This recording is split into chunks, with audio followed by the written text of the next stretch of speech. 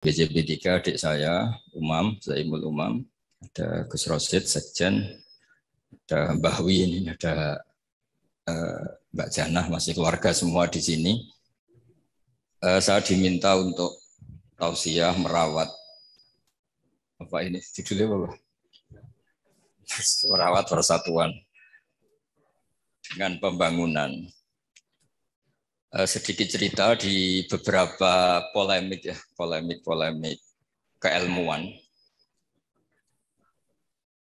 Ada satu antitesis bahwa pada akhirnya itu ya yang menjadi akhir dari perjuangan itu diantaranya kemenangan.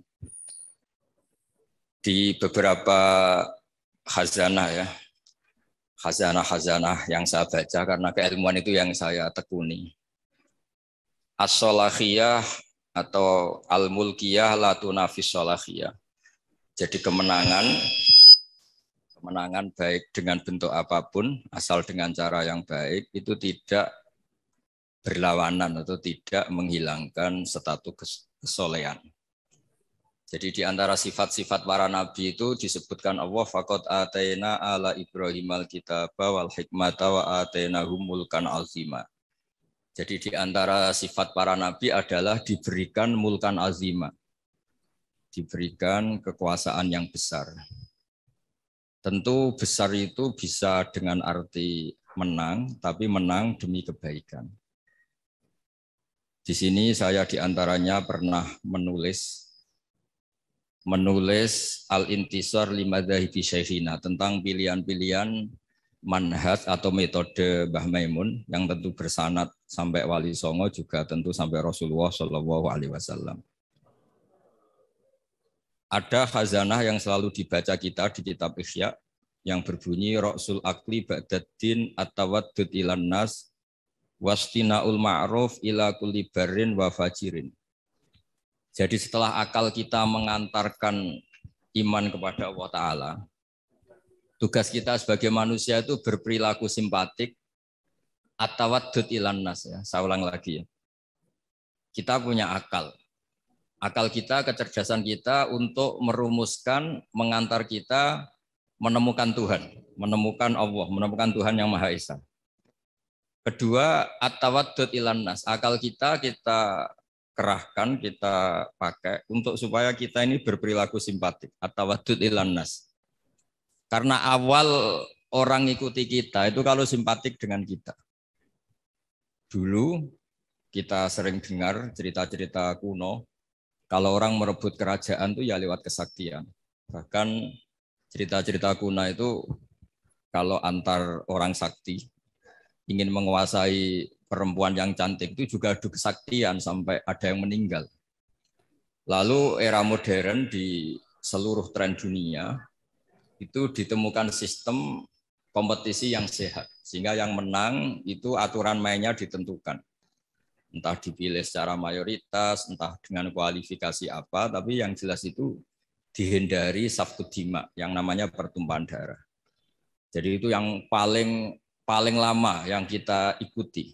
Disebut wa id akhadna saqakum latasfiku nadima'akum. Jadi pertama yang harus kita hindari dalam kompetisi, jangan sampai ada pertumpahan darah. Sehingga di antara kebesaran Sayyid Hasan bin Ali ketika dipuji Rasulullah Shallallahu Alaihi Wasallam, Inna ibni hadzal sayyidun wa inna Allah Ta'ala sayuslihu bi baina fi'atin azimatin. Saya ini, Nabi kalau menyebut tidak cucu tapi anak-anak saya ini la sayyidun, orang yang luar biasa, dan dia akan mendampingkan dua kelompok besar.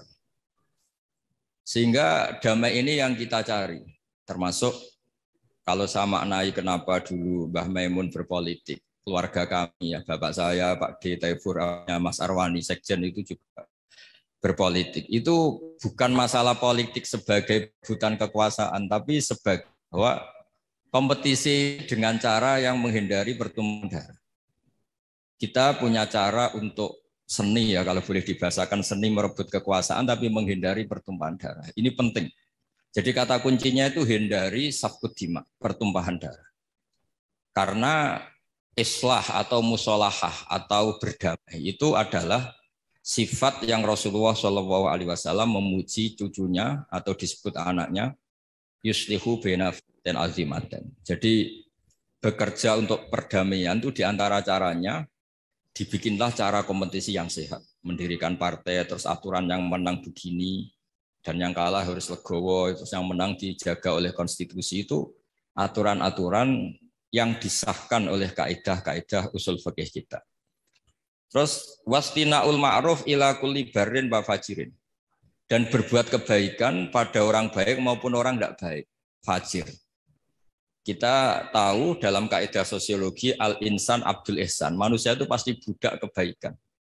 Jadi kalau ada orang ya bisa baik, bisa buruk, mentalnya belum jelas. Kalau sowan orang baik dimarahin terus, kalau dolan ke orang buruk dijamu, dikasih makan, dikasih kopi gratis, sementara ke orang baik hanya dimarahin. Kira-kira bandulnya kemana? Pasti ke orang yang jelek ini. Karena manusia itu budak dari kebaikan. Al-insan abdul ihsan. Maka dibutuhkan legowo. Orang-orang baik itu juga harus baik. Wastinaul ma'ruf ila kulli barrin wa fajirin. Berbuat kebaikan kepada orang baik maupun orang yang tidak baik. Ada sebuah riwayat yang diriwayatkan kitab Sahih. Itu seorang yang luar biasa, orang yang baik. Kemudian dia berjanji malam ini mau sedekah. Lalu sedekah itu dikasihkan kebetulan kepada zaniyah, kepada orang yang kurang baik. Geger. Karena orang baik kok bersedekah sama orang yang kurang baik. Tusuddiko ala zaniyatin. Ada yang baca tasoddako ala zaniyatin. Setelah gunjingan belum selesai, malah dia sedekah lagi ke sarik. Sarik itu ya kira-kira maling atau copet. Geger lagi orang baik kok bersedekah sama copet. Ketika gunjingan itu belum selesai, malah dia bersedekah lagi sama al-ghani, orang yang kaya. Geger lagi kan sudah kaya kok disedekah. Lalu di riwayat hadis sahih itu dijelaskan Allah ngapresiasi perilaku orang soleh ini. Lalu logikanya sampai perempuan tadi nakal karena nyari uang. Maka dia tak uang supaya tidak nakal lagi. Sampai copet itu nyopet karena nyari uang. Maka dia tak kasih uang supaya tidak butuh nyopet lagi. Sampai orang kaya tidak mau sedekah karena dia belum pernah merasakan nikmatnya dapat uang yang nggak usah kerja. Terus dia seneng. Terus dia akhirnya bayangkan orang lain juga seneng kalau tak kasih uang tanpa lewat apa? Kerja. Artinya begini, jangan kira dulu semua orang soleh itu terus menciptakan komunitas soleh. Enggak. Orang soleh dulu itu punya hati besar untuk berkompetisi mengelola supaya juga simpatik di depan orang-orang yang tidak soleh. Sehingga di antara kelebihan Rasulullah SAW musuhnya saja percaya. Sehingga beliau disebut Al-Amin. Musuh-musuhnya itu kalau titip uang itu sama Nabi. Karena Nabi itu Al-Amin, nggak mungkin khianat. Jadi semua cerita Nabi itu mesti dimulai dari ukuran itu musuhnya saja percaya. Karena Nabi terkenal tidak mungkin ingkar nopo janji. Ini penting saya utarakan dalam konteks Indonesia. Jadi dulu tradisinya orang-orang soleh itu yang ngelola orang yang macam-macam. Supaya yang tidak soleh itu ikut soleh. Tapi yang jelas tidak memposisikan bermusuhan atau berhadap-hadapan. Ini penting menjadi kearifan bersama. Sehingga di kitab saya ini di beberapa riwayat disebut wastinaul ma'ruf ila kulli barrin wa fajirin. Jadi di antara ciri utama orang-orang baik adalah berbuat kebaikan dengan siapapun atau kepada siapapun. Lalu berikutnya ada cerita tentang, ini saya baca Arabnya mungkin supaya nanti dikoreksi oleh yang menekuni ini. Dalam kitab Khilyatul Auliya, Sufyan bin Uyainah ini termasuk gurunya Imam Syafi'i. Kana Isa wa Yahya alaihi wassalam ya'tiyanil qaryah fa yas'alu Isa an syirari ahliha wa yas'alu Yahya an khiyari ahliha. Faqala lahu Yahya lima tanzilu ala syirarin nas qal innama ana tabibun udawil mardo. Ini dalam kitab Khilyatul Auliya juz 1 halaman 323. Naskah ini saya tulis ketika Mbah Mun masih sugeng dan sering saya konfirmasikan, saya mintakan fatwa istifta ke beliau, minta istirsyad. Nabi Isa itu seperiode dengan Nabi Yahya. Nabi Isa itu bawaannya sering kumpul orang macam-macam. Jadi orang macam-macam itu tidak musuhnya orang soleh yang jelas. Orang macam-macam itu tidak musuhnya orang soleh. Nabi Yahya itu kalau ke kampung-kampung suka kumpul yang soleh-soleh. Karena kumpul orang soleh itu enak, nyaman. Kalau Nabi Isa enggak. Beliau itu kumpul sama orang yang macam-macam. Terus ditanya, lima tanzilu ala syirorin nas. Kenapa kamu hidup atau membina komunitas yang syirorin nas, orang-orang tidak baik? Terus kata beliau, innama ana tabibun udawil mardo. Saya ini ibarat dokter, di mana dokter itu yang mengobati yang sakit. Jadi kalau kita mau menemukan obat untuk pandemi tertentu, tentu kita meneliti daerah yang jadi sentra pandemi, bukan daerah yang sehat. Tapi apapun itu, yang tekanan kami di sini adalah kita harus punya tradisi bahwa tidak memposisikan saudara kita sebangsa, senegara. Karena kondisi berbeda, terus itu posisi kita musuh, itu yang harus kita hindari. Karena kita ini saudara, seiman, kalau tidak seiman ya sebangsa, senegara, kalau tidak ya sekemanusiaan. Sehingga ini penting sebagai dalil ketika Nabi Isa ditanya, kenapa lima tanzilu ala syirorin nas qol innama ana tabibun udawil mardo. Saya ini ibarat dokter, di mana-mana dokter itu yang mengobati orang sakit. Terus ada sahabat yang pilihannya itu tegas. Walhasil saking tegasnya itu ditanya sama sahabat lain namanya Abdurrahman bin Auf, yang keras namanya Sayyidina Umar. Ketika ditanya, Sayyidina Umar jawabnya itu unik. Ya Abdurrahman, wawah laqad lintu linnas hatta khasyitu wa fillah. Summa staddattu alaihim hatta khasyitu wa fi syiddah. Fa'inal makhraj. Faqama Abdurrahman yabki yajurru rida'ah yaqulu biyadihi ufillahum ba'dak. Jadi saya beri analogi ya. Kalau kita punya keluarga yang nakal sekali. Misalnya perempuan yang sering pacaran, seenaknya nakal sekali. Kita sebagai keluarga, sebagai orang tua atau paman atau pakde, pokoknya keluarga. Kalau Anda terlalu keras, maka ponakan Anda tidak pernah main ke Anda. Anda tidak punya kesempatan bina dia, karena Anda terlalu keras. Dolan ke Anda aja nggak berani. Tapi kalau Anda terlalu lunak, maka dianggap melegitimasi dia pacaran. Dia main ke rumah kamu dengan cowoknya, tidak kamu tegur, macak yang nggak benar, tidak kamu tegur, pakaiannya seronok, tidak kamu tegur. Maka dia mengira, wah Pak D saya yang kiai membiarkan saya. Itu dianggap legitimasi. Jadi kalau terlalu lunak dianggap melegitimasi kebatilan, terlalu keras, orang seperti ini tidak akan bersentuhan dengan Anda, sehingga Anda tidak bisa bina. Sehingga kata Sayyidina Umar, berpikir kayak saya ini susah kan. Saya terlalu keras, juga takut Allah. Sikap ini ditegur Allah, karena tadi kalau terlalu keras tidak punya kesempatan bina. Kalau terlalu lunak saya juga takut ditegur Allah, karena itu dianggap melegalkan kemaksiatan atau kemungkaran. Fa'inal makhraj, sebenarnya kita jadi manusia itu tidak punya banyak pilihan, tidak punya banyak jalan keluar, tidak banyak solusi. Lalu intinya hidup ini kita harus jaga apa ya, jaga perdamaian, jaga apalah. Makanya di sini merawat dengan cara pembangunan, karena Mbah Mun dulu sering guyon. Kadal fakru ayakuna kufran itu kalau beliau nafsirkan fakir itu dosa, fakir itu takdir kan. Sing mari dosa gampang muring-muring kan. Jadi kata itu sebetulnya fakir itu enggak masalah, cuma bawaan orang fakir itu gampang emosi. Misalnya gini, Anda punya pembantu mecahkan piring satu, saat itu Anda punya uang 100 juta, kayaknya enggak gampang marah. Ya kalau piring itu pecah, padahal enggak sengaja, pas itu uang Anda tinggal 10.000, mau beli rokok tidak kuat, mau belanja tidak kuat. Itu kayaknya piring tidak usah pecah saja, bawaannya sudah kudu marah. Gitu. Makanya terus banyak rapat-rapat gampang marah ya karena nggak dikasih uang itu. Itu yang itu yang masalah itu. Jadi tapi yang ikhlas ya alhamdulillah. Yang realistis bahwa uang penting ya banyak. Jadi itu antara orang ikhlas dan orang realistis.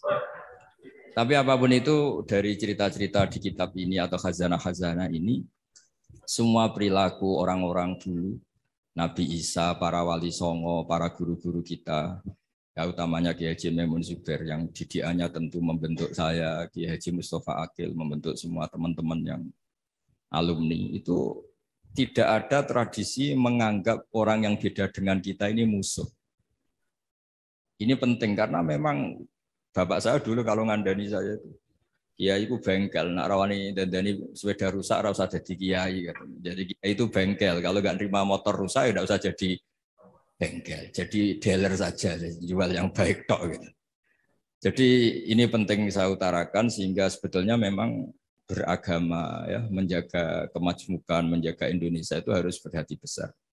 Yang terakhir ayat yang sering diulang-ulang Mbah Maun itu laisa laka minal amri syai'un aw yatuba alaihim aw yu'adzibahu. Allah yang Tuhan saja menyikapi orang dolim itu pilihannya dua. Bisa Allah menyiksa, itu wilayahnya Allah karena dia yang Tuhan. Kedua memberi tobat. Jangan-jangan kita menvonis dia buruk, kemudian ternyata Allah memberi tobat. Dulu orang-orang yang musuhi Rasulullah, yang kita kira su'ul khotimah, ternyata banyak yang akhirnya ashabu Rasulillah, menjadi sahabat-sahabat Nabi yang luar biasa.